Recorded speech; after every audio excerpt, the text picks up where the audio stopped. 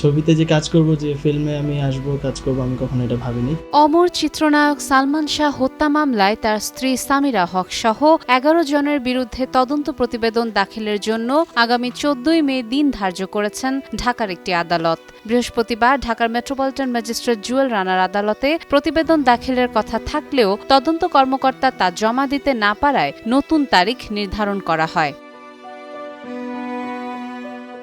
গত বছরের 21 অক্টোবর সালমান শাহের মামা মোহাম্মদ আলমগীর রাজধানীর রমনা থানায় মামলাটি করেন। এতে দণ্ডবিধির ৩০২-এর ৩৪ ধারায় অভিযোগ আনা হয়েছে। আসামিদের মধ্যে রয়েছেন সামিরা হক, প্রযোজক আজিজ মোহাম্মদ ভাই, লতিফা হক লুসি, ডন সহ আরও কয়েকজন।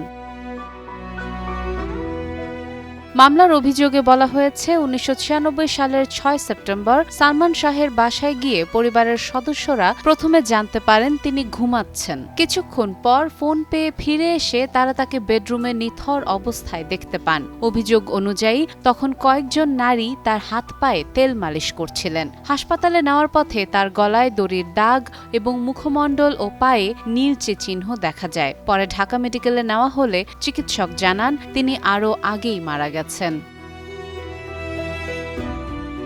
এজাহারে আরও উল্লেখ করা হয়, সালমান শাহের বাবা জীবিত থাকতেই ছেলের মৃত্যু হত্যাকাণ্ড বলে সন্দেহ করে আদালতে আবেদন করেছিলেন। তার মৃত্যুর পর সালমানের মামা মোহাম্মদ আলমগীর তার বোনের পক্ষ থেকে মামলাটি পরিচালনা করছেন। প্রথমে এটি অপমৃত্যুর মামলা হিসেবে নথিভুক্ত হলেও পরে আদালতের নির্দেশে হত্যা মামলায় রূপ নেয়। বাদীপক্ষের দাবি, সালমান শাহকে পূর্ব পরিকল্পিতভাবে হত্যা করা হয়েছে।